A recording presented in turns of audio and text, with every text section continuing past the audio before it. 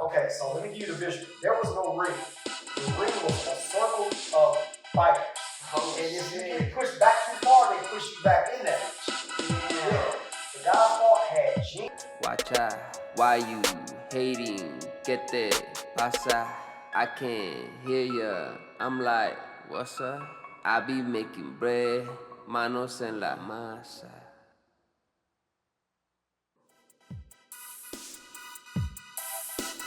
Time doesn't exist, there's more to what we see. Let's sit down, talk about it, let's just call it P.O.T, P.O.T, yeah. Let's call it P.O.T, P.O.T, yeah. Let's call it P.O.T.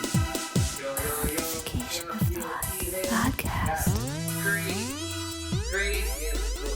Man, I got my boy right here. He's on the BFC 10 card. He's on the main card. But I'm gonna let him introduce himself.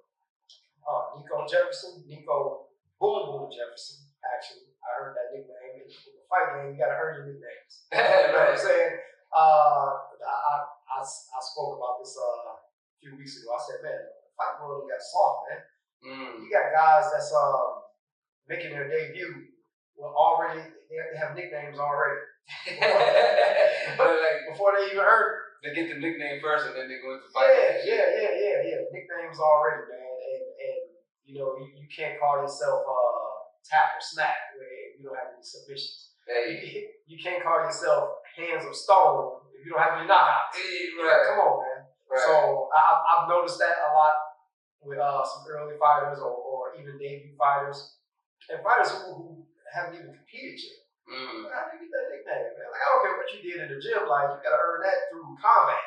Right. So, yeah, I earned that nickname through, it was a fight I had in Kankakee. And it was a little bitty, it was like elderly white people who gave me that name. Oh, shit, for real? Yeah. I knocked the guy out, hit him with a 2-piece, and she said that's what it sounded like, and people, they called me that, and that's why I ran with it. I think it's a dope nickname. It fits. She just came up thinking like, yo, boom, that was boom, boom. Yeah, she like, you hit him. It was like, boom, boom. That's dope, bro. Like, yeah. So how was the drive out here? It was a little rough because I was supposed to be like 15 minutes ago. Actually, I was supposed to be there earlier than that, but I had some setbacks. And then so it was a little further than I thought it was. Oh yeah? Yeah. I've never been out this way. Did it make you come through like the lake shore or like the 294? Yeah. We went through the lakeshore area, didn't we? Yeah. Lake shore? Yeah. It was like, I mean, at least you got a little bit of scenery with it. Yeah. It took you a little bit. Usually, like up there, bro. Traffic is. So we here. After a couple of weeks of run around, you know what I'm saying? But yeah. How is it out there? Like, is it city or is it more like suburb? Yeah, Kankakee, little small area, just like roughly like 30,000 people. Not too big. Kankakee County, and that's why I grew up. I grew up in a few different places, but that's where I was born, and that's definitely one of the places where I grew up. Is that where you started like picking up fighting? Yeah. So a guy named Dave Smith, R.I.P. rest in peace. That's Big Dave, man. Big Dave. He was the one that introduced me to MMA. So I've always played sports. I've played many different sports, you know. But he was trying to get me involved years before I even started. Like, I don't know what he saw in me. I have no idea, but probably because like earlier, you know, I was a little wild back in the day. A lot of fights, a lot of street fights, a lot of stuff like that. But we'll get to that in a minute. But he was he told me about it. Like, he was the one that put it in my ear. Right. And actually, the day that I decided that I made the decision, I was in the Joliet area. I ran into this was before smartphones was really big and stuff like that. So I had a little raggedy phone, so I didn't have like GPS and stuff like that. And so I ran into this place I was asking for directions. And I went inside and I saw the people working out, throwing kicks, and I was amazed. It intrigued you. Yeah, it did. And the place that I was supposed to go, I ended up being like 2 hours late because I went in for directions and I just stayed there. Damn, that's dope. Yeah, that's like a calling, bro. And the guy was like, man, you gonna work out or something? Like, I'm like, no, man, I don't have, like, I had jeans on, like, I was dressed for something else. Yeah. But I'm like, you better believe I'm about to, find out what this is about. And I went back and literally on my way back to Kankakee after I left there, I had called Dave. I called Dave because I knew that he would have been able to connect me with the right people. Right. And so his brother was a very experienced martial artist. His brother, man, traveled the world. He fought over in Ireland, Italy, like everywhere. Thailand. He's done a lot more Muay Thai, more stand-up, but he's done MMA also. Right. His name is Nico Sykes. And so on my way back, I called him. And actually, I called another guy first. I got to give him his flowers. We call him JJ. Call him JJ. He's what's JJ last name? Hollis. Yeah. And so on my way back, I called him, and then he got me on the phone with Dave, and we had a conversation. And then Dave connected me with his brother, and I'm thinking they're gonna be like, yeah, we can see what we can do, or just something like that. It was like, no, we got practice this afternoon. Come to the gym. Yeah. But you were only like street fighting, like. Yeah, at that time, I was on the street fighting, and I probably had like 300 something street fights. Oh shit. Yeah, that's no exaggeration. That's no exaggeration. So they told me to come to the gym, and I came. It was supposed to be a one and done type of thing, bro. I was only supposed to do this one time. That's it, just one time. I'm not supposed to be here 49 fights later. Yo. September 20th is my 49th fight. Damn, for real? Yeah. How many times have you fought for like the title? I've won 5 titles. Probably fought for the title. Maybe about 10 times. But after this one, I don't want to jump ahead. You never supposed to do that. But if I take care of business on this one, which I'm taking care of business. Take care of business for the BFC. I'll be fighting for the BFC title. Yeah. Probably at the next BFC show. So that's going to be, and so this. So the cat is out. What's the phrase? It's out the bag now. But y'all take care of business. That's definitely a matchup. It'll be a tough matchup. The guy I'll be matched with, but that'll be a fight. When you went to the gym or whatever, you like to go see this, whatever, and like you like, oh shit, I like this. Yeah. And so, what was the first martial art that you learned? Like Muay Thai, kickboxing, stuff like that. The instructor was very heavy. He was good on the ground too, but he was very, very heavy striker. And the striking just came natural. I can tell you a striker, bro. Oh yeah. Like, man, I was watching those highlights. Man, I was like, holy shit, why haven't I seen this before? like your right overhook, bro. Yeah. It's no secret. I'm heavy with the right hand. I can knock you out with both. No, I'm just saying those were the highlights where you like mauled through, like, oh shit. So this will be my 49th fight. I've had 26 knockouts. One submission. That submission was the fight. I fought June 28th. That was my first submission.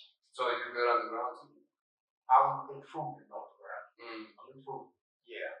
But I will say this, I'm learning a lot. My coach, Zach Kolnowski, shout out to Zach. That's my brother, man. That's my brother right there. Actually, when we first met, so when Zach and I, when we first met, he really didn't like me when we first met. That's my brother now. But so when we first met, his issue with me was around this time I was what we call a gym hopper. Oh, okay. Yeah, I wasn't really. But at the time, so let me take you back. So when I was with Dave Smith's brother, Donnell Sykes, his fight team was called Sam Dillon. But unfortunately, the the gym folded, so he had to close everything up, and he wasn't teaching anymore. So the fight team was kind of dismantled. And this was around the time where there was a lot of different like local gyms in the area, and a lot of different like local promotions and stuff like that coming to the area, hosting shows and stuff. And I didn't have a direction, so I was just bouncing. I was just trying everybody because I was still trying to find out what this whole MMA thing was about. Right. I stepped in there. I got my first taste. You know what I'm saying? Yeah. I loved it. I loved it. This was crazy. This was something that I've always loved fighting. But now it's like I can fight. I mean, yeah, you got 300 fights before you even stepped in the gym. My 300 street fights was before I became civilized. So I'm reformed now. But this was, I can get in there, I can mix it up with somebody. I can fight. There's no police involved. Right. There's no beef. This guy's not going to try to shoot me afterwards. And I can get paid for it, and I can travel the country while doing it. Have you always fought in the same weight? Because you're fighting at 160? No, my very first fight was at 185. I used to be 185? Yeah. I used to be a lot more muscular. I see some old pics, like I used to be a lot more muscular because I played football and I played safety. So I was close to like 200 pounds. Yeah. So those workouts are pretty crazy. Yeah. So like me now, like I'm nowhere near as muscular, as big as I used to be. My very first fight was at 185. But do you feel more comfortable at that or at 160? I feel more comfortable at 55. But if I don't have to go to 55, then I won't. Those 5 extra pounds, if I don't have to cut weight, I'm not cutting weight, bro. Nobody likes cutting weight. Yeah. And me, I've been in this for a long time. Like I said, it's my 49th fight. I started fighting in 2011. And I'm an older fighter. I'm 41 years old. You know what I mean? So I don't want those weight cuts anymore, man. Yeah, because that could like just be that one little thing, that little tweak. You know what I'm saying? But I don't walk around that heavy. Like people think, so sometimes people just see me in person, and like I'm a lot smaller than they expected. I don't know what people are looking at. But I disappoint people all the time. Man, I thought you was bigger than that. I don't know what to tell you. No, like I walk around like less than 170. Yeah. That's so cutting. So a fight at 160 is beautiful. Because what's like the gap? Like, is it 155 to 165? Boxing has way too many weight classes. Yeah. MMA doesn't have enough. So MMA goes 125, 135, 145, 155. Now from 155 it goes to 170. Ooh. That's a 15-pound jump. From 170. Have you fought like? Yeah. My first fight was at I fought. Like I'm saying, like when you had like at 160 and somebody was at 170. Oh, yeah. So the last time I fought at 170, the guy came back in and like he was close to like 200 pounds, man. The guy was huge. Yeah. Those weight cuts, bro. So I made the decision. I said, yeah, I'll do the fight at 170. Because that's too much of a if I step on the scale and I weigh in at like, because I weighed in, it was like 168.2. The day of the fight, I was like 167.8 or something like that. So like I lost 4 ounces. Yeah. Probably used the bathroom. My guy, he weighed in at 171 because you get the 1 pound allowance. Right. And when I saw him in person, the day, so when I seen him the next day of the fight, it was already too late. So when he got in, when I saw him at weigh-ins, I'm like, okay, he's a little thicker than you, but okay, cool, I can do this. But when he showed up inside the cage, that was the only fight I've ever had. I was kind of shook for a little bit. I was like, oh my God, but once you're in there, you can't be like, hey, no, let me out of here. It's too late. You there? It's too late. It's too late. So, and it was like the house was packed. It was crazy packed. What was that one in? This was in Nebraska. Oh, yeah. The guy was pretty big, man. And yeah, he came in and he did his thing. He did what he was supposed to. He did what he was supposed to. I was hitting him with some good stuff. Yeah. It didn't affect him as well as it should have. That's my guy though too. You're pretty good with the high kick too. Oh yeah, I'm a kicker, man. Yeah, I'm a kicker. You could tell they don't expect Like, because you seem to like plant yourself. Yeah. And they're expecting the punch, and then like because that's how they like. I fought this one guy. He's like 6'3", like Ryan Luther, like one of the best like top fighters, kickboxers, like he's like, oh, this dude is legit. I fought him in a kickboxing fight, and the very first strike, I threw a head kick, and so after the fight, he was like, what the like, hey, you doing a lot of yoga or something? Like he wasn't expecting that. Yeah. So I'm a kicker. I'm very heavy with kicks. Those are killer, bro. Like, I use my kicks to set up my punches, you know, and vice versa. But I like to chop away at kicks. Well, you already obviously pretty aware of your body, right? Yeah. Like you've been doing it for like, you know, you say this is the 49th fight, so like 50 goals ago, bro. See. 50. That's a huge milestone. Yeah. Especially when this is supposed to be a one and done type of thing. I was supposed to have one fight. That's it. I don't know how I'm still here at 50. It's crazy. But I'm not stop at 50. I still got a lot left. Hell yeah. And like as a kid, like you say you were a fighter already, like. Yeah, I was definitely a fighter. That was my answer to everything, you know. But I grew up kind of rough. I grew up unfortunate, you know what I'm saying? Grew up very gang dominated neighborhood. Grew up, parents was you know, struggling, stuff like that. And so were your parents together? Yeah, they were together. They were together. They had their issues with substance abuse and stuff like that. And we actually, so I was born in Kankakee. I was born in Kankakee. And we partially grew up in Long Beach, California. And the area we lived in was a very Crip-dominated neighborhood. Oh shit. Yeah. So that's where we grew up, and I started out there, man. I was already fighting.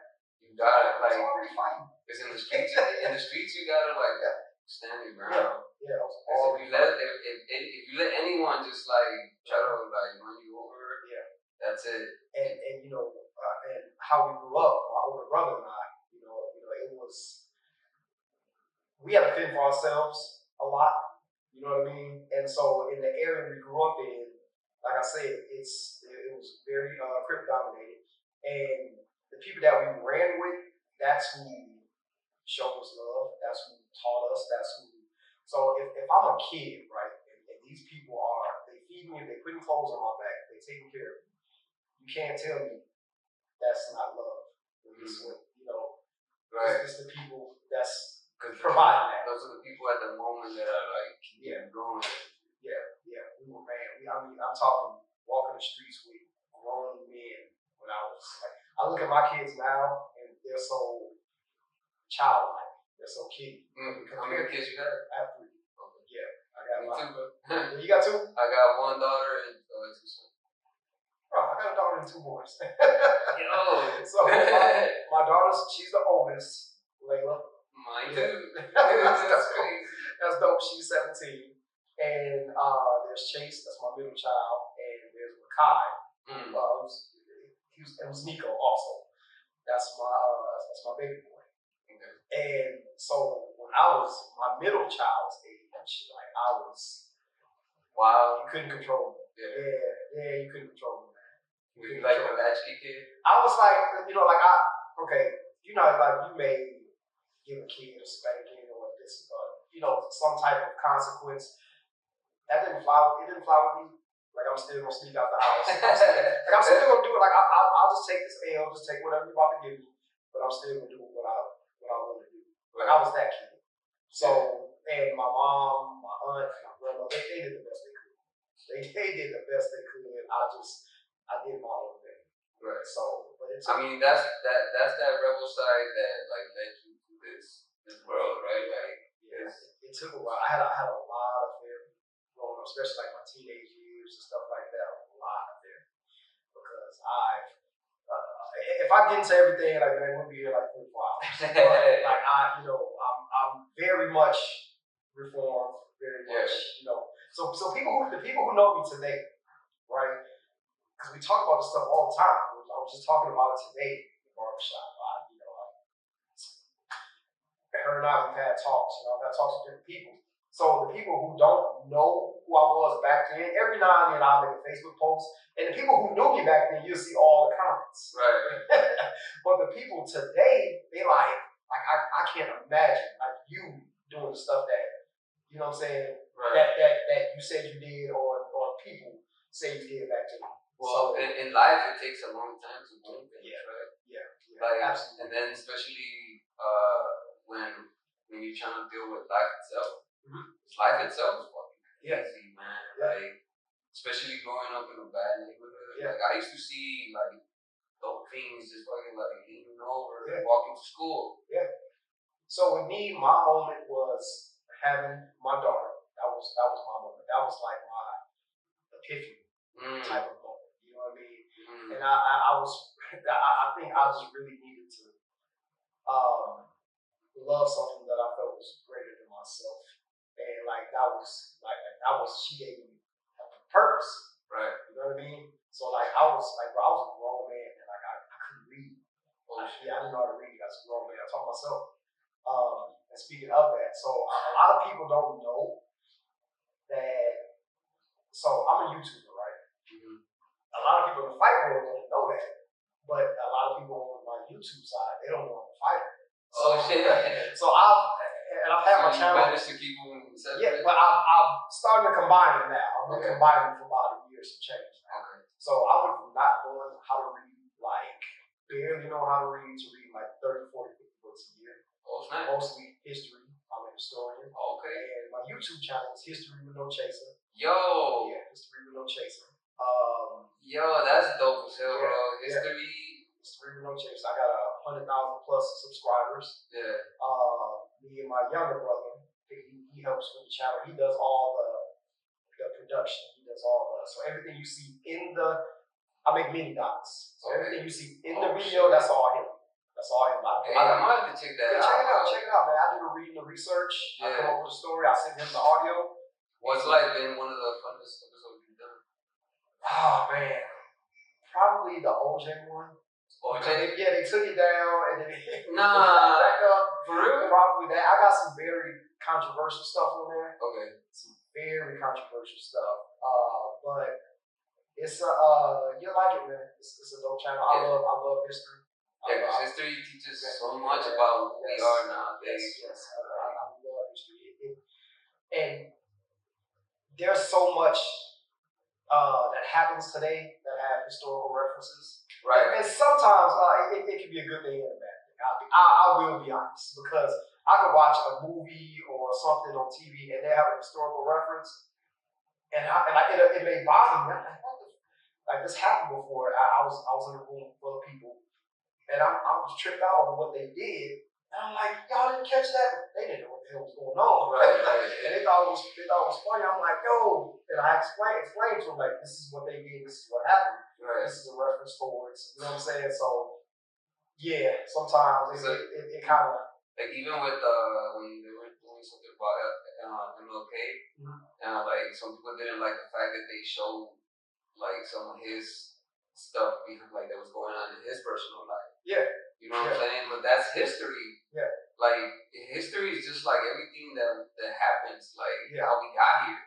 You know what I'm saying? Absolutely. Absolutely. Because without knowing the history, we're bound to make the same mistakes over and over, which we are as humans. You know what I'm saying? There's still mothers out there that fucking have to see things through by themselves. Raise kids on their own. There's children that are starving because we're fighting wars that are not gonna benefit anyone. You know what I'm saying? So we're still fighting over like territory, and that's what we did back in the day, and it's still a no lesson learned. Yeah. Unfortunately, man. Like, it's like, speaking of like everything you just said, like that's why like it's kind of hard for me sometimes, like to watch the news and stuff like that. Certain stuff just like it bothers me, especially like when I see or hear stuff about like kids being shot or something happens to people who had nothing to do with the situation. And yeah, it's a horrible thing, man. It's a horrible thing. Yeah, like it's just weird. Like, man, like we're so advanced now. Yeah. We're so advanced now. We can see everything. Like literally, you can see. You have a thought or something. Oh, who's this? You just look it up. Boom. Yeah. Get that information right away. But yet we're like fighting over a fucking imaginary line. Yeah. Yeah. Absolutely.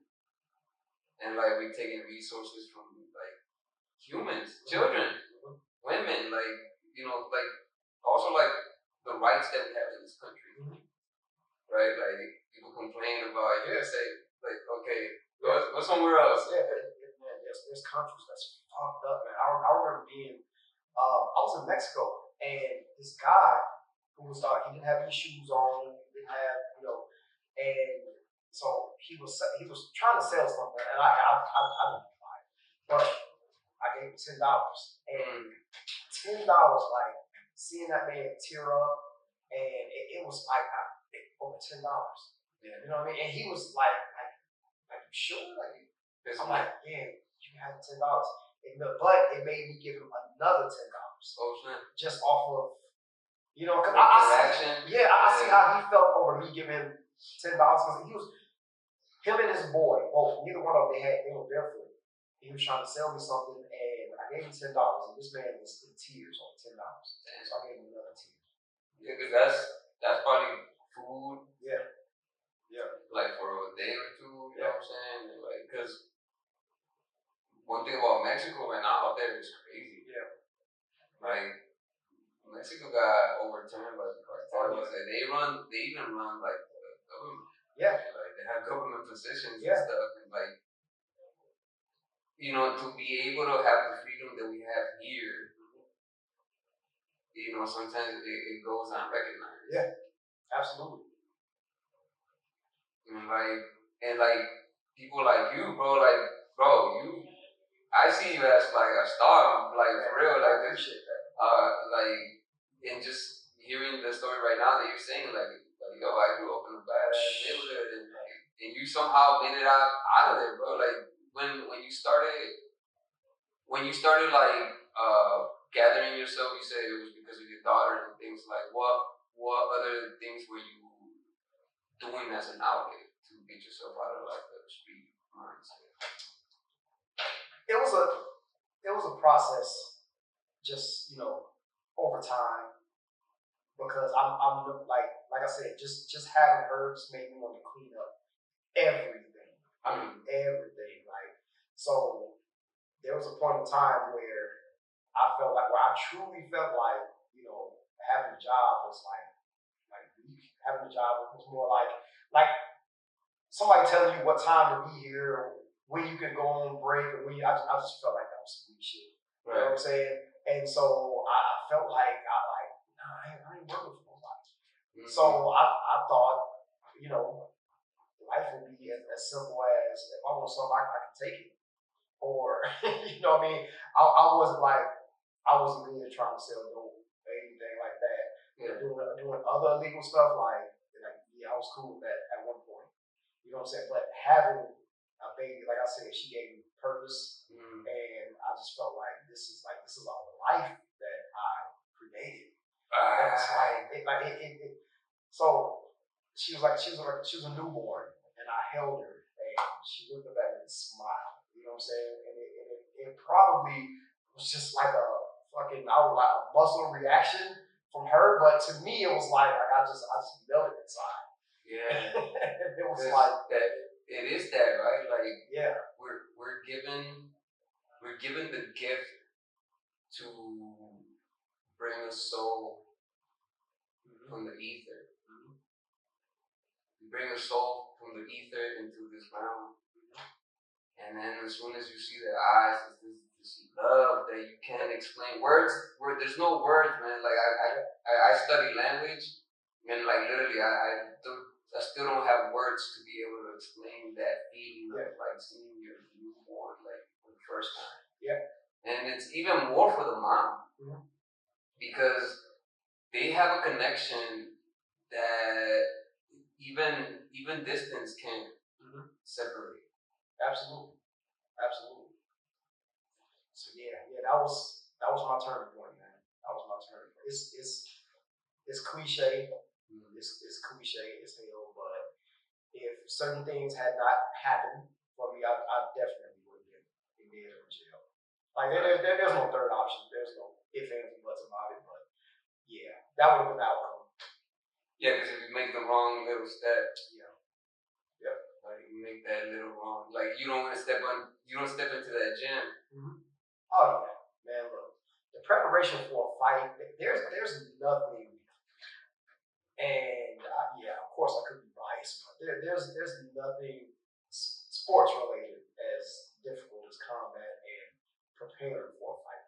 Right. Nothing. I mean, that's the hardest sport. And it's just the hard. And you know when you get it. So in combat, right? It's just you. It's just you. You can't. If you're a wide receiver, you can blame the quarterback. You can blame the offensive line.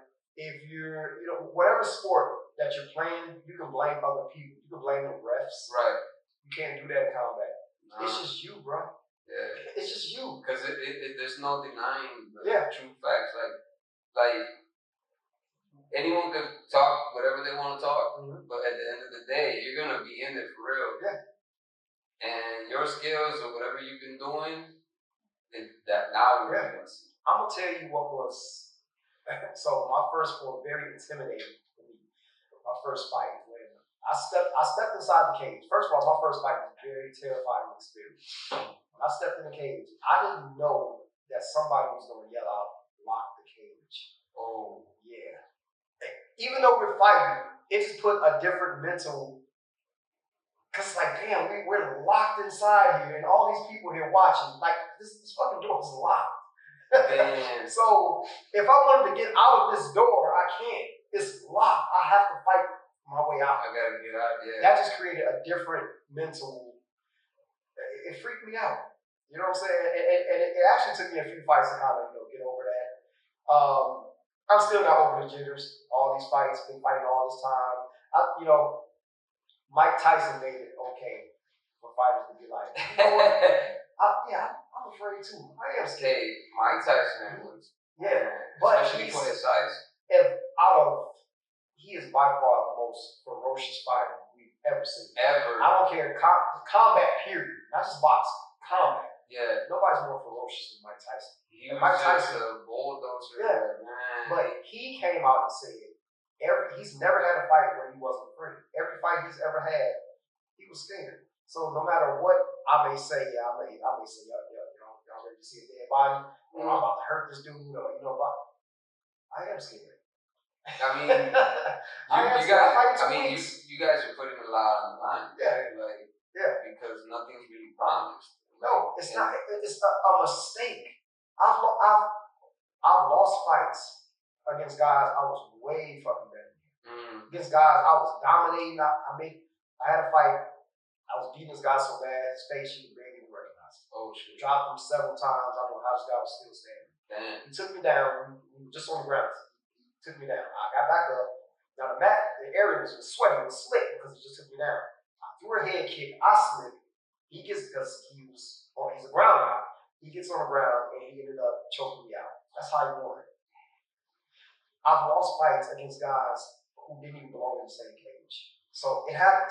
I've also won a few fights where this dude was beating me and I knocked him out. So a guy throws a punch. I slip a little. If they call football a game of inches, then combat is a game of centimeters. Ooh. A guy throws a combination. I slip. I slip the wrong way and he clips me. It could be good night if it lands flush. Yeah, that's so. I'm fighting 2 weeks. Yeah, I'm scared. I'm take care of business though. Well, what have you been doing to like prepare yourself as an endurance cardio wise? I'm a monster. Endurance, I don't get tired of my fights. I get tired. There's a difference between being tired and being gassed out or winded, or I'm not worried about that. I got a big gas tank. We can go the distance. I'm good on that. Are you like a runner? Oh yeah. I'm heavy on cardio. I'm heavy on cardio. So I'm never worried about running out of gas in a fight. I'm good in that area. This guy, honestly, I don't know a whole lot about him. I know he's a bigger guy. I know to my knowledge, I don't think he's ever made anything less than 170. I guess he has.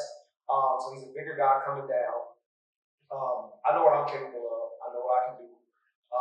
I know inside the cage, like there's no secret, man. There's no secret. I'm a striker. You know what I'm saying? Guys gonna try to take me down. Good thing about me, I have a huge gas tank, so if I stuff a few of your takedowns, every time I stuff your takedown, you're running out of gas. Yeah. So now your arms feel like 100 pounds each, your legs feel like 200 pounds each, and now you got to deal with me hitting you. I hit like a heavyweight. So I hit hard, very hard. So now you got to deal with that while you're tired because I've been stuffing your takedowns. Or if you get me down and I was able to get back up, all that exertion you just went through, it was for nothing because now we're back up standing and you just lost all of that energy. Like that's the beauty of it. And would you say like how far are you willing to take this? Like, or you know what, man? I feel like I have a lot left in the tank. I train with guys half my age. I train with guys. Everybody that I train with is under the age of 25. Everybody I train with, all these guys. Well, except for one guy. But most of them, these guys are 22, 21. They're like my kids. You know what I'm saying? I tell them that. You know what I'm saying? And I'm in there. I'm mixing it up with them every day. You know what I'm saying? So I feel like I have a lot left in the tank. I really do. The good thing about it, I haven't received a lot of damage. And I think that's why I'm still able to compete at this age and compete effectively. Right. And still do everything I do. I mean, but I've always been, kept myself in shape. I ran my first marathon at 40. Oh, snap. Yeah, my first one. What was that? I'll be running another one though, because I enjoyed it. Was that here in Chicago? It was in Chicago. Yeah, it was in Chicago. We started at we started and ended at Soldier Field. Oh, snap. Yeah, we ended on the field. We ended at what was the run zone? It was a half mile. It was a half marathon. So it was like 13 miles, 13 some checks. Full is 26. 26. Yeah. But in my preparation to it, I was running 16s. And the first time I ran a 14, and I thought I was not. Because I never ran that far. I never, and it was like I felt like my legs were burning. Yeah. Literally, they were burning, and it was just, and like I had blisters on like the bottom of my feet. But there's a lot of things that I had to learn about running. I had to learn about the proper techniques. Yeah, technique, breathing techniques. I had to get the right shoes. Right. I had to get a even your stride. The stride is something called a hydration belt. It's a fanny pack. But inside the belt, like I can put a banana in there. I can put a Clif Bar in there. On each side, there's water pockets. So and they come with a 6-ounce like bottle. So you put water in there. You can put. So I had I didn't have that at first. You know what I mean? So I was starving. I was thirsty. So there's a lot of things I needed to learn. Just like the fight game. I used to do track. I do the 200. Okay. Yeah, but it's commitment too. Like after after a while, it's like, man, like I don't know if I want, because I'm focusing more on music, so I'm like, maybe just focus on that. Yeah. But like running is fucking. That's a different beast. Yeah, it helps you so much. Some of the guys who was, you can say competing because there's people that's competing and there's people that want to check it off like bucket this type of thing. Yeah. I was not competing with those dudes, man. And they say that like jogging and running like that keeps you young. Yeah. Oh yeah. So I do a lot of jogging, a lot of explosive stuff, field sprints, box jumps, different stuff like that. Like I'm in shape, man. That's probably why you got that punch, like because the legs, all the power like comes from the legs. Yeah, like Mike Tyson said, your power. He said your power comes from your ass. That's exactly what he said, and it's not the. And he had that hook too. Yeah. So I'm very explosive. My explosiveness is still there at 42, 41. I'm slow down, man. I don't want to give myself 41 lives. It's very much still there. And I'm excited, man. I can't wait for, we got 2 weeks. We're 2 weeks away. It's going to be a good card. It's a real good card. I know several guys on the card. I got a couple of buddies on the card. I got my man's on the card. You interviewed him, Brian Akins. Oh, That's yeah, my dog, man. That's my dog. So like in the fight world, like we don't like these aren't fights to the death, man. These aren't, you know what I mean? Like that. Like so, Brian is one of my closest friends in combat as far as the fight world goes, and that's my dog. I'm going to be training with him on Monday. Oh, nice. Yeah. When I told him you were coming, he's like, yeah. We fought. Like you said, we fought back in the day. That was a decade ago. We fought. That was a decade ago. So I was ranked number 1 in the state. He was ranked number 2.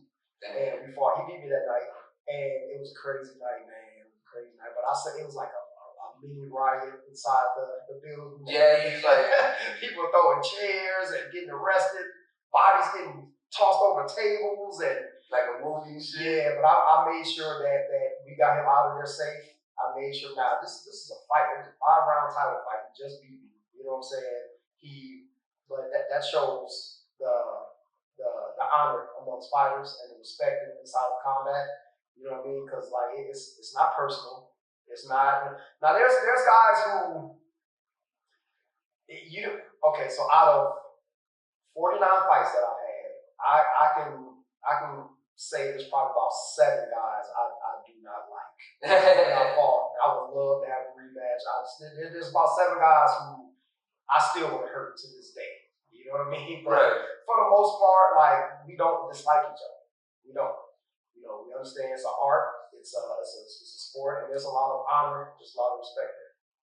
Yeah. Well, that is at the end of the day, like it's just a professional match. Mm-hmm. You know what I'm saying? Because you guys are really, everybody has a family. Everybody has something to, live and I never want to hurt somebody too bad. Like I don't. Like I don't want you to be disfigured.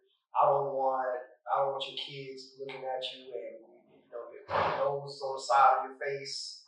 I want you to be able to go to work Monday. You know what I mean? Like I that's just me. Like I don't want to hurt somebody that bad. Right. I want to hurt you just enough to win this fight.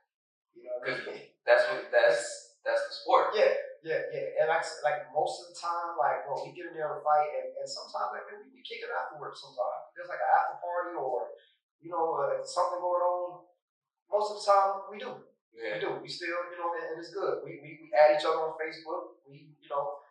That's the art. That's what I like that I now have like the behind the scenes. Yeah. I get to be on the group chat. Yeah. And I get to see all this like the smack talking Yeah. and all the like stuff that happens behind the scenes. Absolutely. That's dope, man. Like being able to see that like that world. Like I've been training my ass off for this fight, man. This year I've been on a different level this year, man. I really have. Like anybody facing me this year, like it's gonna be tough for them. It's gonna be tough because I've had a different focus, a different mission, a different fire lit up under me, man. So in January, my pops passed away in January. oh man. And right before he passed, he was asking me about like when was my next fight, and the conversation was about having a big year in the fight game. And all this year I've been active. I've been fighting. I actually should have had like 2 or 3 more fights this year. I've either they got pulled out or something happened. You know what I mean? But yeah, I've been active all this year, and I'm already confirmed like 3 more times this year. Okay. After September. BFC. Yeah. Yeah, that's my movement for 2025, all 2025, man. Yeah, just get shit done, bro. I ain't been going to no cookouts, no gatherings. People been inviting me. But that's been the sacrifice that I had to make. You know what I mean? So I ain't really been hanging out this year. Like I work hard, man. So I run an at-risk teams facility at it's called Garden Prairie Youth Center. Okay. The program I run is the boys unit, and I also work another job with like the elderly and DV people and stuff like that. Of course, I'm a YouTuber, like I told you. So I got like several different jobs. Yeah. So I work hard, and on the weekends I like to I like to get dressed. I like to step out. You know what I'm saying? I'm a stylish guy. Right. I can tell, man. I can tell the style. You know what I'm saying? I like to. You can't be all work and no play. You know what I mean? It can't be all gas, no brakes. Even though that's one of my hashtags. Yeah. But you have to find that balance. You have to, give yourself. So today I'm actually going to a comedy show tonight after here. Where? So yeah, it's in Schaumburg. Yeah, it's at Woodfield Mall. It's at the name's not coming to me. I've actually seen him before, but I forget the name. Yeah, I love comedy, man. I'm a big comedy guy. Oh man, I've been to more comedy shows than I can remember, man. Like so, this is my 50th fight. I've been to over 50 comedy shows. Damn. Yeah. For what it's worth, I've done a little bit of stand up before. Oh, yeah, what? Only a few times. Are you serious? Only a few times. Not on a professional level. Not on a level like of just open mics. Yeah, not on a level of we got to hire this guy. We got just once was a favor for somebody, and a couple of times it was like some open mic stuff. Yeah. 2 out of my 3, I did very well. 2 out of my 3, I tore the house down. One of them almost got booed off the stage. One of those tomatoes had and shit like that, man. One of them almost got ran up out of there, but it was in front of a bunch of church folks. Oh, snap. Yeah, my content was kind of not church.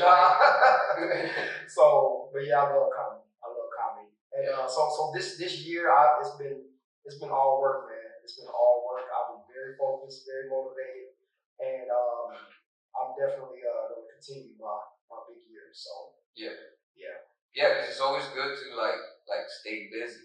Yeah, that matters, man. Yeah, being active. If you stop moving, then your whole self stop moving. Your opportunities stop moving. Yeah, and I don't want to sound like the elderly here, but even at my age, you gotta stay active, man. You guys have to stay active. So for people who are actually elderly, you know what I'm saying, that's one of the things that the doctors tell. But like back in the day, someone was like 40, 50. Oh my they're God. already on deathbed. Listen, back in the day, like my age, you kidding me? My age back in the day is like today's equivalent of like 60. Exactly.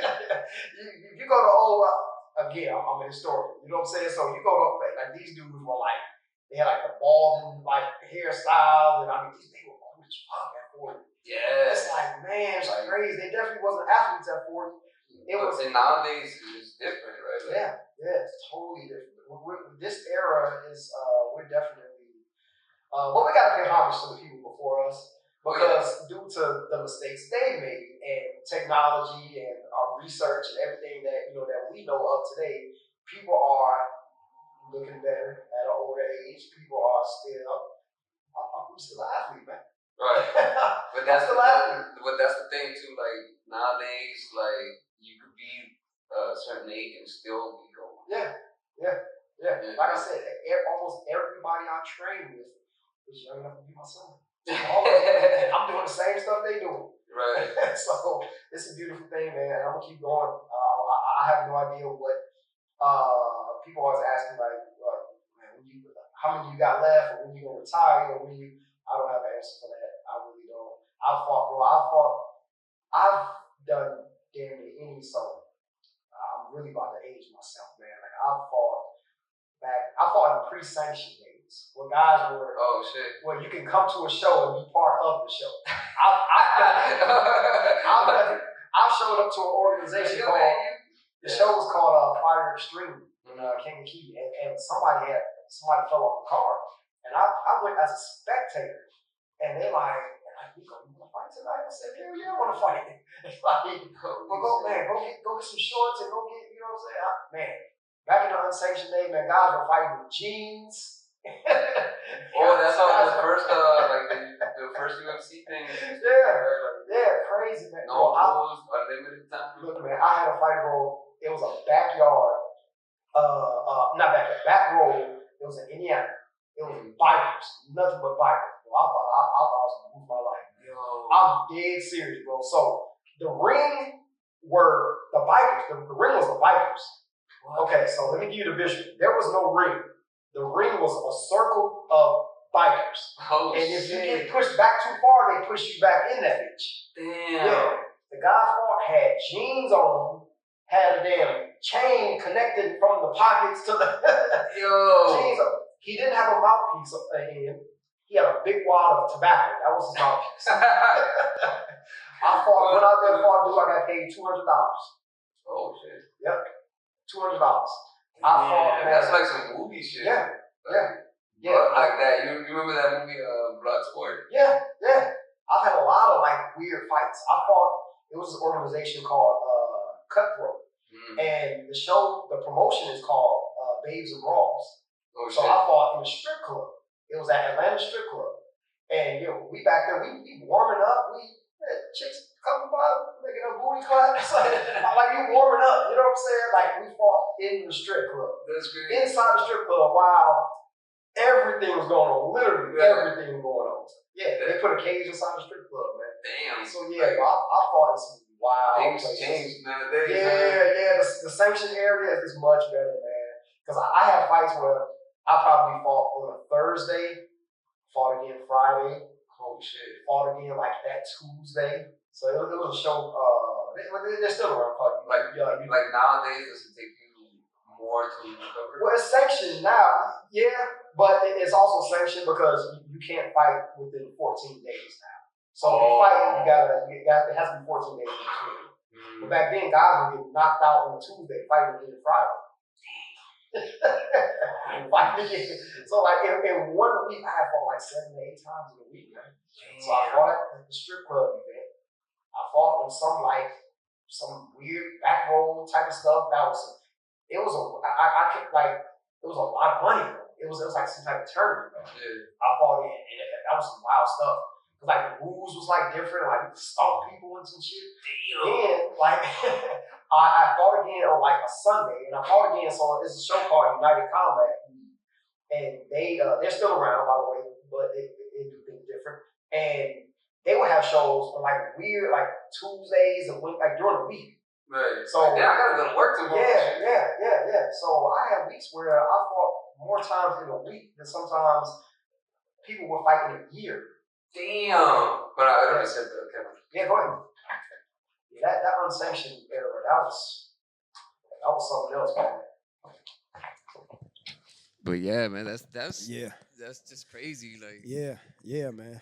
But that kind of like makes me think of like Kimbo Slice days. It's crazy, man. That stuff will never happen again. First of all, you'll get arrested. Right. But yeah, you see what type of stuff he was doing. Yeah, you know what I mean? Man, those fucking fights, bro. Yeah. That guy. Yeah. If the UFC, you think he would have like been good in the UFC? I don't. Well, of course he was in the UFC, but I just don't think that was Kimbo's area.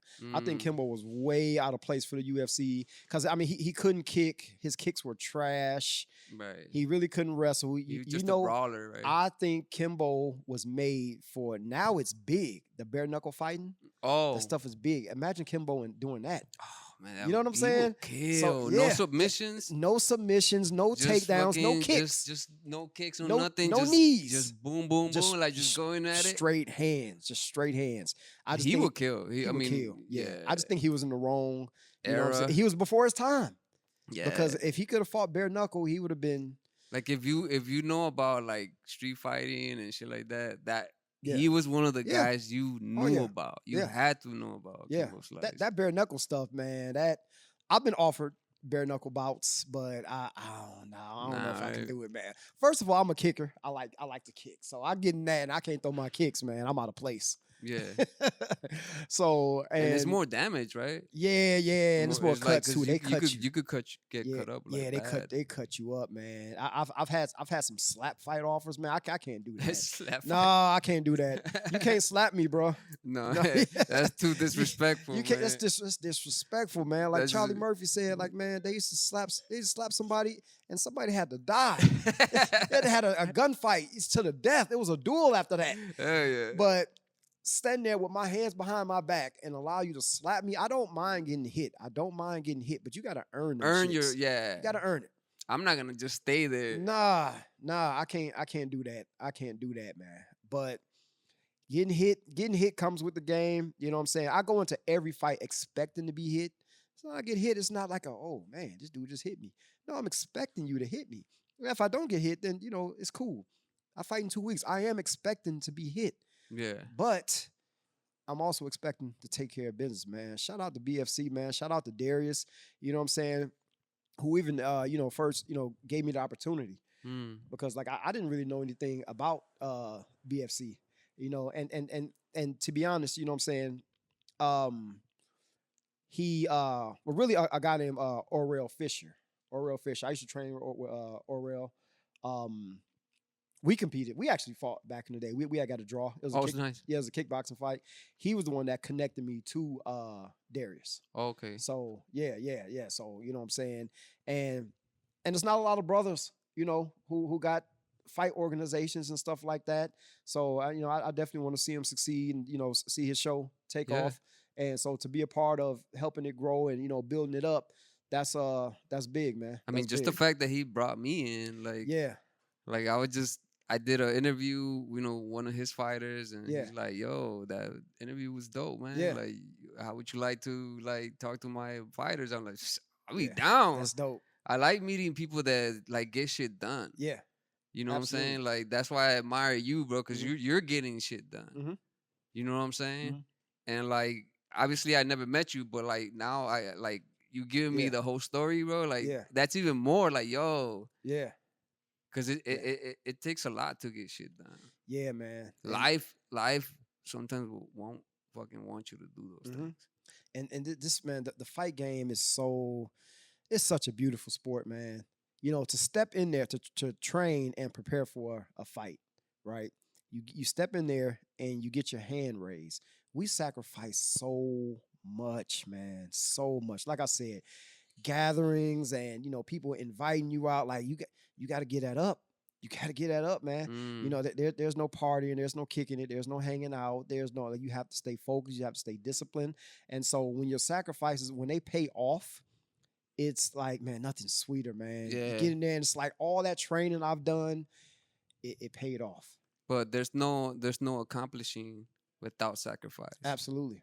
That applies so much more than fighting.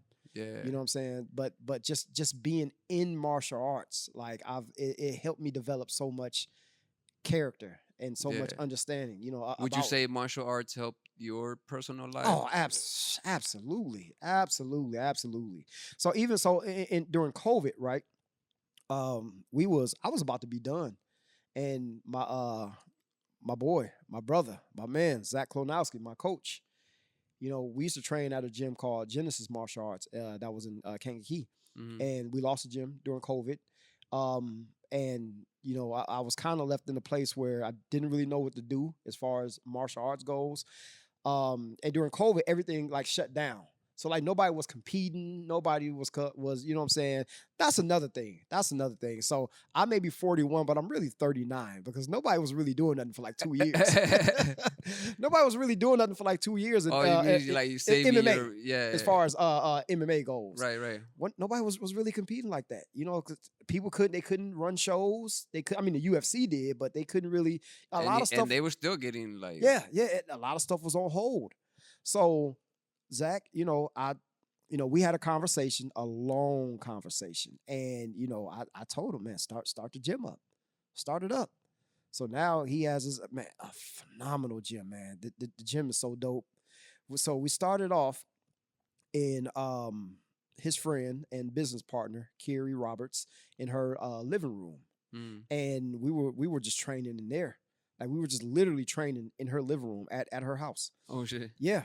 And now, he has the gym, Battle Horse Martial Arts. It's located in Champaign, Illinois. And what used to be Genesis was in Kankakee, Illinois, like I said. We used to be just a 5-10 minute ride for me. Now it's an hour and some change because now I got to go to Champaign. That part sucks, but I'm committed. Right. And this is something that's but the result was absolutely. So I'll tell you what, man, this fight stuff, it's been all profit for me. Yeah. It's been all profit. If I stop right now, I've accomplished everything plus more than what I set out to do. I wasn't supposed to be doing this shit, man.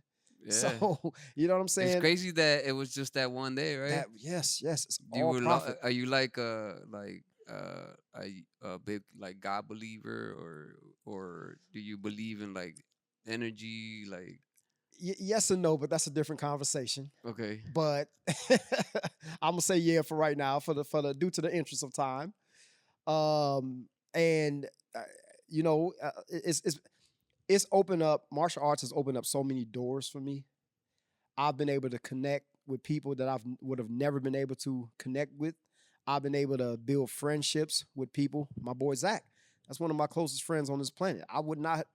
There's no setting where him and I would have met and not let alone meet, but to actually be friends. Like I said, that's my brother. So like he's more than just a coach. I've been able to travel the country. I've been able to meet some amazing people. And I've been able to build a legacy and make a whole lot of money also.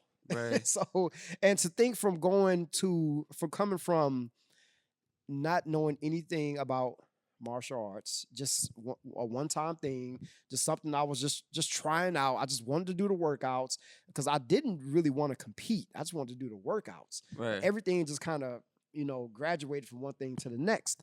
And so to go from all the way from that to winning titles, fighting main event, being the headline, being even, being the main fighter on the poster. You look at the BFC poster, I'm the main fighter on there. You know what I'm saying? So to go from where I started to meeting all these phenomenal people and traveling the country, and like I said, fighting on TV, you know what I mean? Fighting for I fought for Glory. I fought for Glory kickboxing. Oh shit. Yeah, fought for Glory twice. How many times? 3 times actually. 3 times? Yeah. Damn. And from I mean just the doors that's some legit kickboxing. Oh yeah, that's the highest level. Yeah. And just having the doors open up that's been open, this has been all profit, man. If I stop right now, I'm satisfied with everything that I've done. Yeah. You and I wouldn't be sitting here right now. True. I wouldn't know you existed on this planet. You wouldn't know I existed on this planet. And that's the weirdness of life, right? Yeah. Like if you stay home, put on a movie, and not do shit, you're gonna be comfortable. Yeah. You're gonna feel good, but where is it gonna get you? Absolutely. Now you go get yourself uncomfortable. You follow these fucking dreams, and next thing you know, you meet. For me, I get to meet you. Yeah. Like, and vice versa. And if you want something great, you have to be uncomfortable, and that's people's problem. Like you just said, being uncomfortable. Most people don't like to be uncomfortable. Well, nobody likes it, but most people won't understand that you have to be uncomfortable. You want a 6-pack? Right. Guess what? You can't eat those Oreos tonight. Right. You can't eat them damn donuts. I love blueberry muffins, man. I'm a baked good fanatic.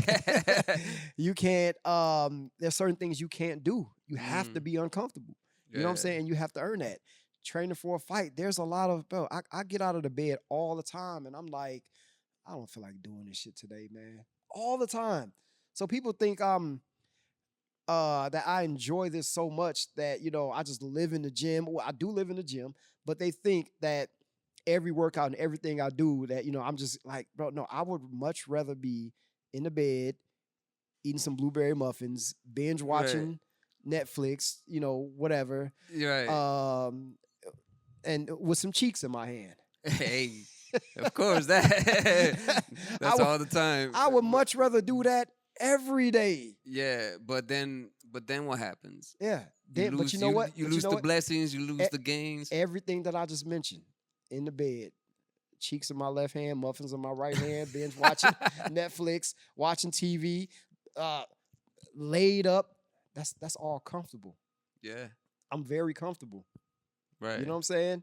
Right. I can't do that. I can't do that type of shit all day, every day. If I want to go win this fight in 2 weeks. Yeah. Gotta be uncomfortable, man. And that's the thing, right? Embrace being uncomfortable. Exactly. And most people, they don't see the uncomfortable times. All they see is you going like, I just got the belt and I won, but they don't see like maybe there's something going on in your life, like you lost your father, or like things like that. Like there's so much shit going on sometimes that when you see someone succeeding, you should be like giving them the flowers. Yeah. because they're doing something like holy shit, like Yeah. especially fighting, bro. Not a lot of people are Bro, willing and to this, go in there and like this, that. and the way people are very like I've lost so many people since I've been fighting. I'm speaking lost people as far as like friendships and people who didn't understand the grind, who don't understand the process. Like you will hear stuff like, "Man, you don't fuck with your boy no more. You don't like, bro. I do, but I have a mission. Right. You know what I'm saying? Even this year, like I had to check somebody this year. They're like, Mm. man, you don't fuck with your boy. You ain't trying to step out. You ain't trying to, bruh. What pissed me off, he said I was acting funny. That's what pissed me off. That's what pissed me off. See, but it I don't do shows comedy no more, bro. but it shows people don't. Most people they haven't grind for nothing. Yeah, you may go to work, you may but have you ever grind for something? Right. Have you ever really put in that work, put in that like time, sometimes that you focus? lose sleep. You Yeah. fucking Yeah, You know, like somebody. Are you familiar with Wallow? Wallow. $1 million worth of game, Gillian Wallow. Okay, so they have a podcast, and he was talking about. And I just saw this recently. He was just talking about like, man, I had to give up a lot of summers. He was like, I had to give up. Like, I know what it feel like to give up a summer. You know what I'm saying? Basic meaning like he's not kicking it. He ain't out partying and drinking. He's focused. He's locked in. He's taking care of his business. You got to sacrifice that type of shit. And I have lost people who I was cool with. Yeah. Who said things or even friendships. Women I've dealt with, man. I mean, bro, I'm but life training. will do that for you, right? Man, you gotta have somebody has to be on board with your mission, man. Yeah. I've dealt with. So you've been training for an hour already. You still training? Yes, I'm still training. What the hell? Right. You gonna do this every day? Yes. Get up in the morning, go. How long you gonna be today? Until I'm done. Like I'm not. What I'm never gonna look at my clock and all right, man, I gotta hurry this up. Like no, there's been times where I may have something set. Maybe we gonna go out to eat or something or whatever, right? And it may be a set time. Let's say that I set the time for 6 or 7 or whatever, right? But if I'm training and I'm feeling good and I'm just feeling it, I might train an extra hour and a half because that's what it requires. Right. I just may do that. So instead of going at 6, we're gonna go at 7 instead. Right. So yeah, the people around you, they have to be on board with your mission. But like life will do that for you, Yeah. right? Like if you really do the sacrifice, if you really put the work in, life will really like little by little take the people that you don't need in your life. It'll weed them out. It'll weed them out, definitely. Yeah. I've been able to get rid of quite a few people. Because when you're on the grind, the wrong people are not gonna approve of your grind. Oh, absolutely not. Or they're gonna feel like their opinion matters on what you're doing. So I used to be a heavy gamer, right? And shout out to the gamers. Like I'm not one of those people who feel like people shouldn't play game. We all need some form of entertainment. Right. So exactly. if somebody plays a game for 2 hours, that's no different from you watching a movie for 2 hours. Just because it's a video game, like that's what they choose to do with their 2 hours. But I used to be a heavy gamer, and I've had homeboys who love the video games, and they're like, man, what's up? Why you ain't? I'm just like, bro, I can't not, you know what I'm saying? Like while I'm playing this game, like this dude over here doing, like he's getting it, and that's the mindset. And I'm gonna fucking go face him. Yeah, like bro, when we step in there, I don't care how bad you may see myself or somebody else dominate an opponent. That guy is dangerous. You know what I'm saying? We step in there with some dangerous people. Right. That guy's dangerous. Like just because because even if you lose, you're still a fucking fighter. Yeah. You know what I'm saying? You still been training. You could still whoop somebody like Absolutely. a regular person's. Oh, absolutely. Oh, it wouldn't even be close. Wouldn't even be close. But it's a lot of work. It's a lot of sacrifice. It's a lot of the commitment, man, and being able to get in there and push yourself and grind every day. It takes a lot. Everybody can't do it, man. Everybody. There's been so many people from not just my area, but just through my experience, people who I know personally who they tried it. They came to the gym and they're like, man, this ain't for me, bro. It's cool, man. It's understood. You know what I'm saying? Because it's not. it's not for everybody, man. Yeah. Like it takes a different type of person to train every day, hours. Like it's another job. It really is. You know what I'm saying? When I'm training for a fight, I'm training anywhere between like 4 to 6 hours a day. Damn. That's outside of kids, work, and everything else I got going on. So what time do I have for party and bullshit? Exactly. I don't have There's that. no room for the bullshit. I don't have it. There's no room for, like, when you trying to accomplish things, when you trying to get somewhere, when you really you have a goal in your mind, Mm-hmm. your relationship, the person that you have next to you is so important. Yeah. In that time frame. Yeah. Because if the person doesn't understand what you're trying to do, it's gonna hinder you. Yeah. I know fighters personally. I have friends. I wouldn't put them out there. I wouldn't say their names, but I have friends who had women or women attached to them, and they gave them shit about training. They gave them, you know what I mean, and they couldn't properly train for their fights. I have heard so many times a fighter in the gym, man, I'm just gonna go home, man. I don't feel like hearing her mouth today. Yeah. What? Bruh, that should never. If it's like that, then either you shouldn't be doing this or you need to get rid of her. Yeah. As simple as that. You guys are not. Nah. Or this is, like you said, this is not for you. Yeah, it's not for you. Because the person that you're gonna go in the ring with, he's not worried about that. Because this is the thing. On fight night, that woman gonna show up. And she gonna be saying, go, let's just call him Joe. She gonna be saying, go, Joe, let's go. No, ain't no go Joe shit. No, because the whole time Joe training, yeah. Joe gonna get his ass whooped. Yeah, exactly. And Joe gets in there and he gets mauled. It happens all the time. Right. It happens all the time. Joe's about to get sloppy. yeah, absolutely. So yeah, man, it's combat is different, but it's the thing, like most people, they just don't understand combat. We understand basketball, football, different stuff like that. I was having this conversation, right? Culturally, so you go to Brazil, right? So you have, soccer. Soccer, and so, like youth programs. We fill them up with like football. I mean, there's hundreds of kids in every area who play football, right? I could take my area for example. But you see other cultures and other places, like I spoke about, like the Brazilians, their kids, they're all through jiu-jitsu. Yeah. It's big over there. Thailand, right now, Muay Thai, kickboxing, stuff like that. So it's that's what they do, but they understand it. They understand it. And I also spoke about, growing up, like all the street fights I had. It's like fighting. If somebody was to throw a kick in a fight, it's like, you fighting like a bitch. You fighting like a hoe. Oh, he had to kick him. He had to. What? That's martial. But we don't. I won't say we don't respect martial arts, but we're ignorant to martial arts. The thing is that most people have like a delusion when it comes to fighting, right? Yeah. There's a lot of motherfuckers that like, I could whoop. Like they'll be watching the fight, a UFC fight. Don't get me started. Oh, bro, look, bro, he should have done that. I would have just whooped his ass. No, you wouldn't, man. You would not be able to survive in there. I had people. They used to hold shows in my hometown, right? And I never lost. The only fight I lost in Kankakee was against Brian. It was against Brian Akins, and he had and people were, everybody and their mama was, oh, bro, if that was me, I would have. No, you wouldn't have. No, you wouldn't have. That's what I'm saying. That man would have grabbed you and balled you up in a pretzel. Right. He would have grabbed you and slammed you on top of your head.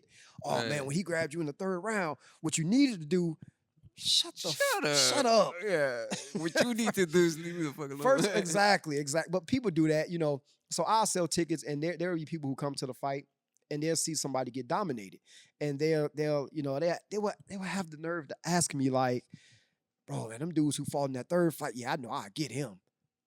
Why?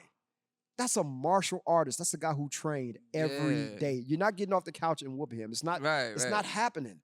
And I don't care how bad he looked. That's that misconception. Yeah.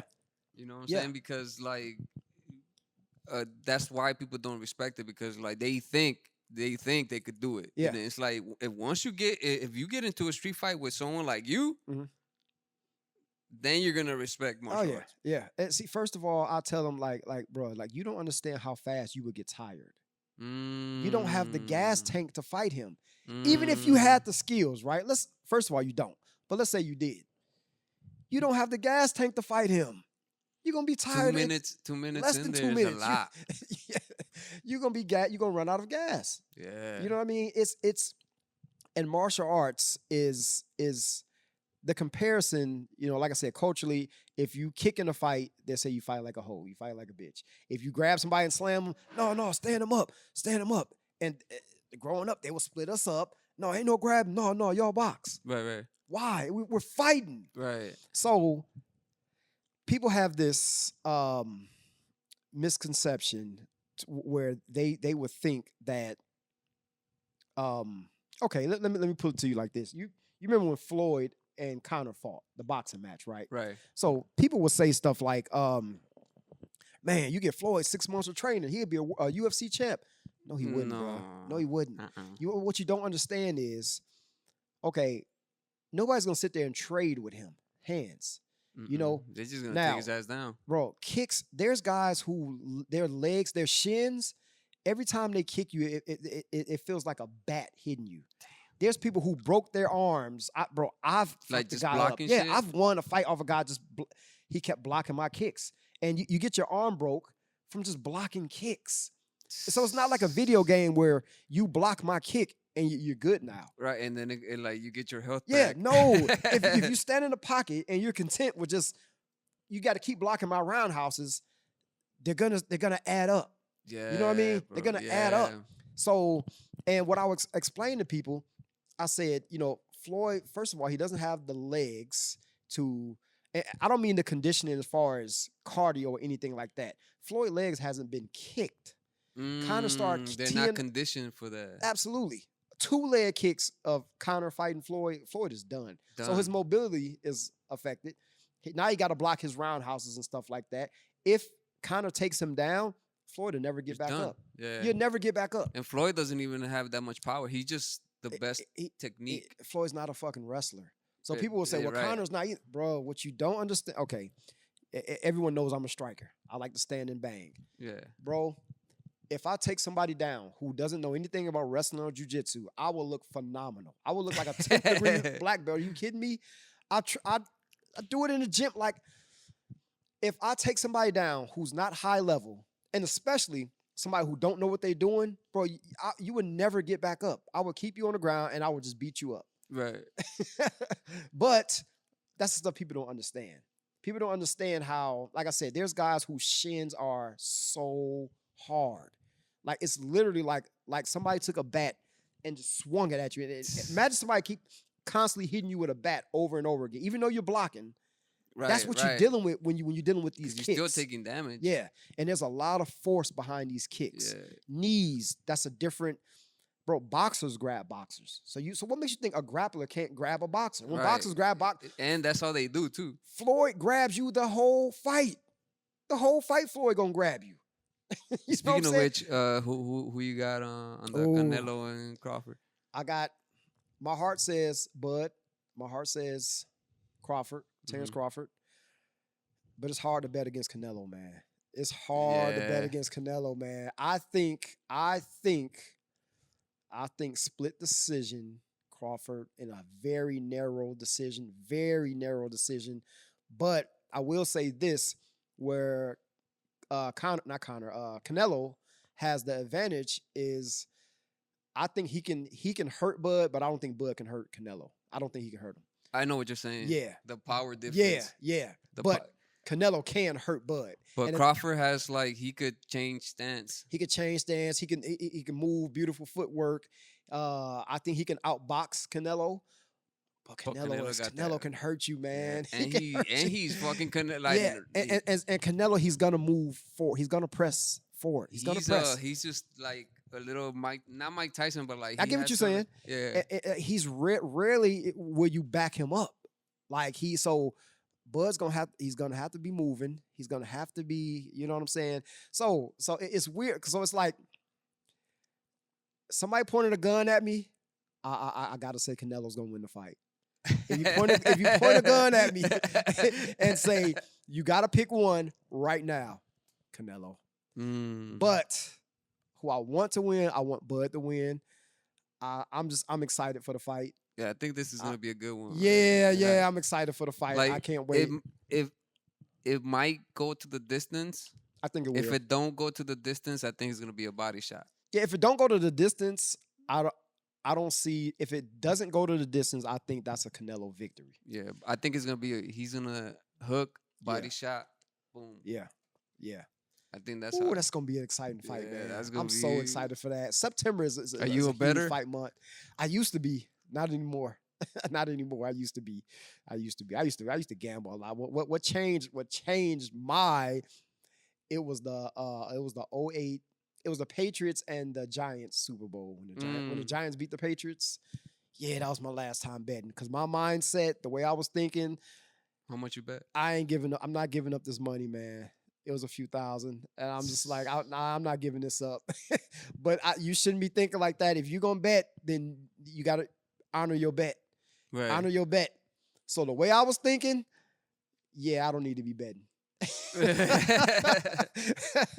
I don't need to be betting. Just losing the money so easily and it's like such a quick time too. Yeah. That's just such a big. No way you was about to tell me that the Patriots was about to lose to the Giants, man. The Patriots, they were just on fire. They were on fire.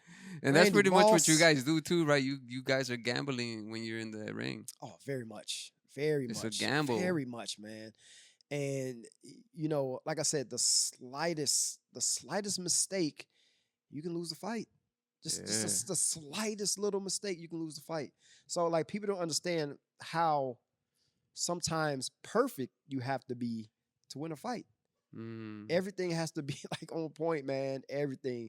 Now you will make mistakes in the fight. You will, you know what I'm saying? You're gonna make mistakes. You're gonna slip up here and there. But yeah, you gotta be on point. How do you keep yourself from being entertained by this shit? Being entertained by like people by being talking consumed shit? By the phone and shit. Oh, that look, man. I'm more active like during the mornings or honestly doing that media and stuff. Yeah, like I'm very active at work. I probably shouldn't say that in an interview. But they know.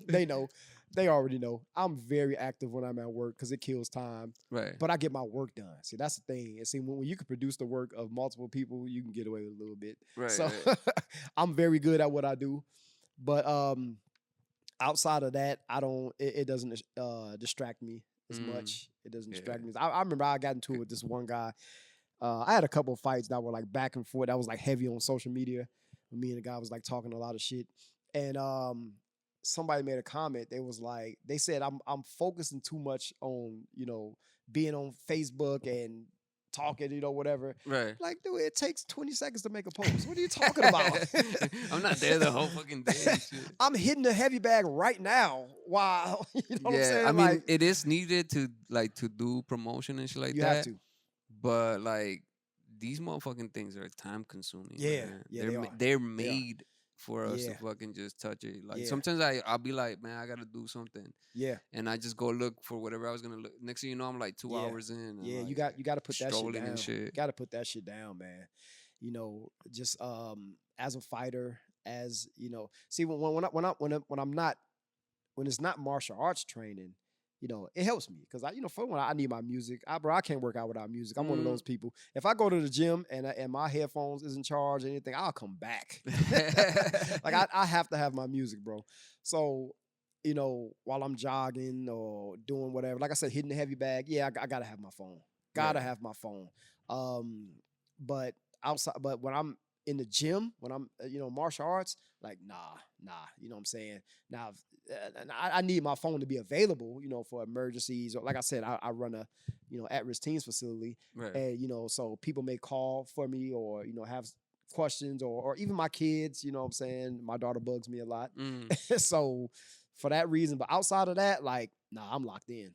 Yeah, you got to, man. But hey, man, I just gotta say this, bro. Like, meeting you, bro, is like it's been pretty fucking incredible, man. I appreciate that. Like your story is fucking dope. Yeah. And like seeing your accomplishments, like I admire that shit a lot, man. Yeah, thank you. Like the fact, like since I've been doing this, bro, I've been meeting like dope ass people like you, bro. Yeah. Like, and like seeing people that have that drive in them, that shit just helps me out with my art, with the shit that I do. You know what I'm saying? So like, I appreciate you being here, bro. I made this quick reel from the stuff that you sent me, and like whatever. So before the podcast, I always do like a showcase. So you want to say something to the people while I set it up? Man, anything to say for this upcoming fight or anything? I want to appreciate everybody who spent their hard-earned money to come see me fight. Y'all know I get busy. You know I'm gonna bring it like every fight. And it's gonna be a dope show. It's gonna be exciting. We're 2 weeks away. Definitely looking forward to this. Like I said, BFC has given me an opportunity to showcase my talent more closer to home, because I haven't been fighting near home for a while. It's been a minute. It's been like what, 5 or 6 years. So my last fight at the forget what it's called, but it was in Hammond also. On June 28th, that was the first time I was able to fight closer to home in a while, and so people were able to come out. So I need y'all to come out to support, man. I need y'all to come. Hey, listen, it's better to be in person versus ordering a pay-per-view or watching it on TV, and I'm gonna tell you why. Because when you're in person, you feel the energy. You feel that? You don't boom, feel boom. the energy at home. It's cool, but it's a different experience in person. Hey, so we're gonna check this reel out, and thank you so much for being here, bro. Appreciate you. All right, here we go. Sir, he's integrating. Sir? Where is he? What should I do? In case subject starts to integrate with the system, press the reset button.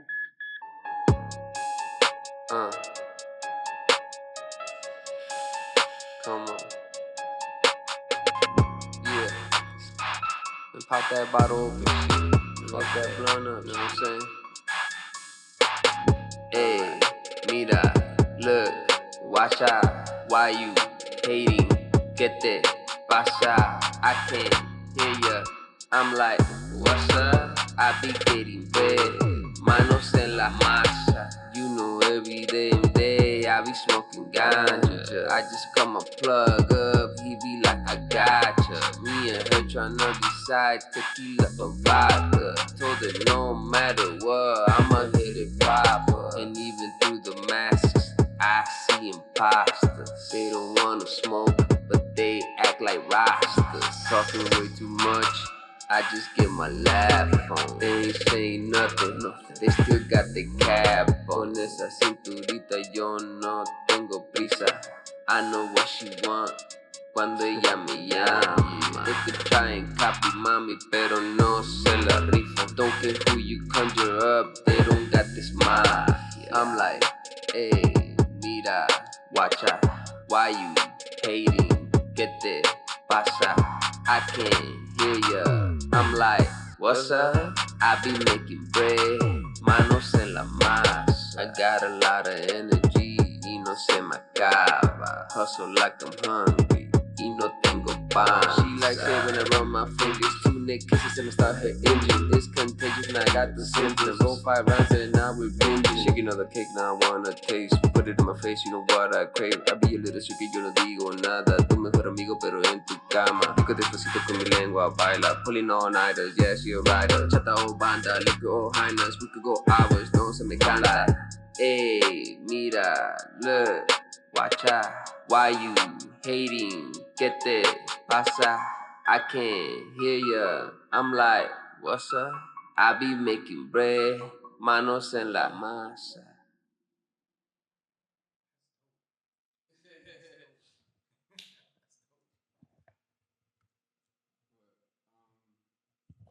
But yeah, man, like I said, bro, I'm very thankful you came through, man. Like a lot of people, when they knew you were coming, they're like, yo, that's gonna be a dope ass episode. And I was like, That's hell what's up. yeah. That's so I appreciate you, especially because you came from far, bro. Like, Yeah.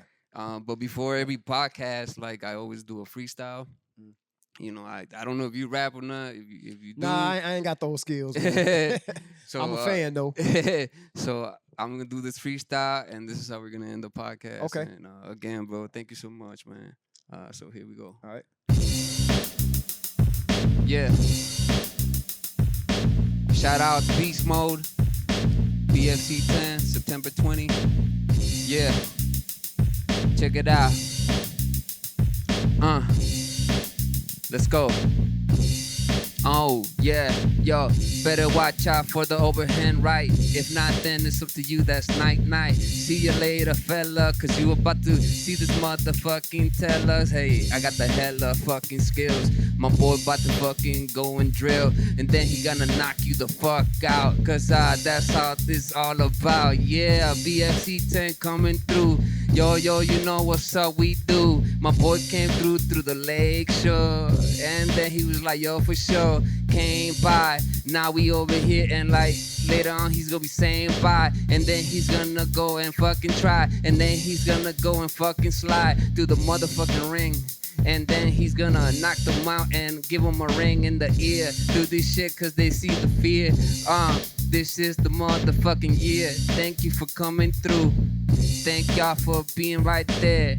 Let's go one more time and let's hit this shit in the air. P.O.T. podcast. Thank you, bro. Thank you, bro.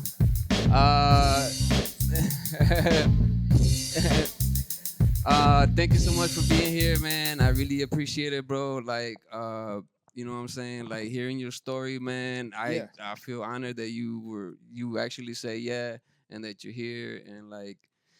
You got any messages? I'm just excited, man. It's gonna be a good show, like I said. And the next time I'll be back too. So Hey. the next time, And we talk about that history stuff, bro. Yeah. We'll tap in more into history, and the next time for BFC that'll be for the strap. So that'll be a big one. That'll be a big one. You know, hell yeah. Tough opponent. I'm ready though. Let's bang. Hey. Let's bang. Hey, thanks, man. Hey, thank y'all for tuning in. Shout outs Beast Mode, Darius Flowers. You know, check y'all out, spread love, and most of all, love each other, y'all. Let's do it. Much love.